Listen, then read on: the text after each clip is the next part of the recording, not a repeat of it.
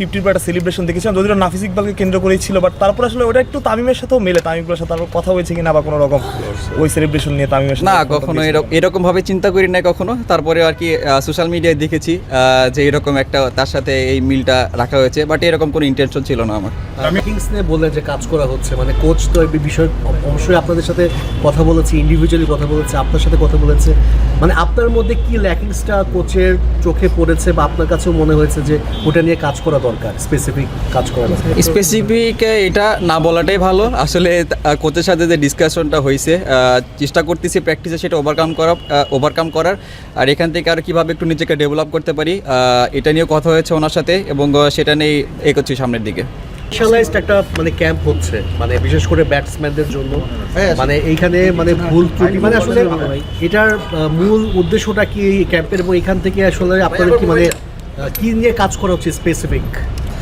আসলে বলবো যে খুব ভালো একটা ক্যাম্প চলতেছে এখন, স্পেশালি ব্যাটিং নিয়ে। এরকম ক্যাম্প সচরাচর হয় না, তো খুব ভালো একটা উদ্যোগ বলবো আমি বিসিবির যে এই ক্যাম্পটা করেছে। আর এখানে স্পেসিফিক কাজ হচ্ছে আমাদের ল্যাকিংসগুলো আছে, এবং লাস্ট যে সিরিজগুলো হয়েছে সেখানে আমরা কি আরও ইমপ্রুভ করতে পারি, এবং সামনে আরও কীরকম সিচুয়েশন আমরা ফেস করতে পারি, এবং বলাররা আমাদের নিয়ে কী ধরনের প্ল্যান করতে পারে, এবং কোথায় কোথায় ফিল্ডার নিয়ে কোথায় আমরা গ্যাপ খুঁজে পাবো, এই জিনিসগুলো নিয়ে কাজ করা হচ্ছে আর কি।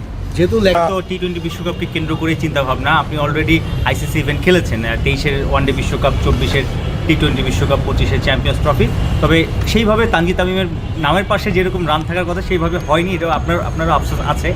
চলতি বছরে সবচেয়ে বেশি রান বাংলাদেশের পক্ষে এবং সবচেয়ে বেশি ছক্কা, আপনি রানে আছেন, ফর্মে আছেন, এক্সপেকটেশন অনেক বেশি, কিন্তু আপনি কি কোনো সিনিয়র বা কারো কাছ থেকে কোনো আলোচনা করবেন যে আসলে এই বড় ইভেন্টে কীরকম মাইন্ডসেট নিয়ে যাওয়া উচিত, মানে কারো থেকে কোনো টিপস নেওয়ার চিন্তা ভাবনা আছে কিনা?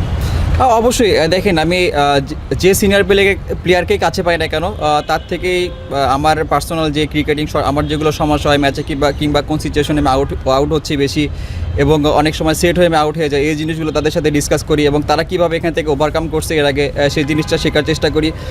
আর আইসিসি ইভেন্ট যেটা বললেন, যে আমি এর আগেও বলেছি যে আমি সফল না, আমি আমার ক্যালিবার অনুযায়ী খেলতে পারি নাই আইসিসি ইভেন্টে, তারপরে এশিয়া কাপে আমি ক্যালিবার অনুযায়ী খেলতে পারি নাই। তো এটা আমার কাছে সত্যি অনেক খারাপ লাগে, যেরকম সিরিজগুলোতে আমি লাস্ট কয়েকটা সিরিজ যেরকম কনসিস্টেন্ট পারফর্ম করছি, তো আমার চেষ্টা থাকবে যাতে এই কনসিস্টেন্টটা যাতে আইসিসি ইভেন্টে ধরে রাখতে পারি। ভাই আপনার লাস্ট তামিম ভাই নিজের বিভাগের বিপিএল খেলবেন, আসলে এটা আসলে কতটা এক্সাইটিং আপনার জন্য, এবং একরিমে মুশফিকুর রহিম আছেন, নাজমুল শান্ত আছেন, আসলে তাদের সাথে আসলে কি নিতে চাইবেন তাদের কাছ থেকে বিপিএল? এর আগে অন্যান্য টিমে খেলা হয়েছে, কিন্তু নিজ বিভাগের হয়ে খেলাটা একটা প্রাউডের। তো আমি নাবিল গ্রুপকে থ্যাঙ্কস দিব, তারা ডিরেক্ট সাইনিকে আমাকে সাইন করেছে। আর শান্ত ভাইয়ের সাথে তো সচরাচর খেলা হয়, মুশিবের সাথেও অনেক লাস্ট ম্যাচটা সেই চ্যাম্পিয়ন্স ট্রফিতে খেলা হয়েছে, তারপর খেলা হয় নাই। তো অনেক এক্সপিরিয়েন্সড প্লেয়ার এবং লিজেন্ড আমাদের দেশের জন্য।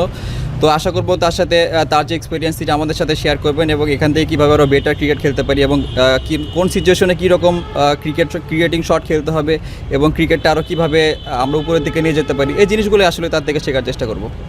সব ধরনের খেলার খবর পেতে সাবস্ক্রাইব করুন, সঙ্গে থাকুন খেলার পাতার।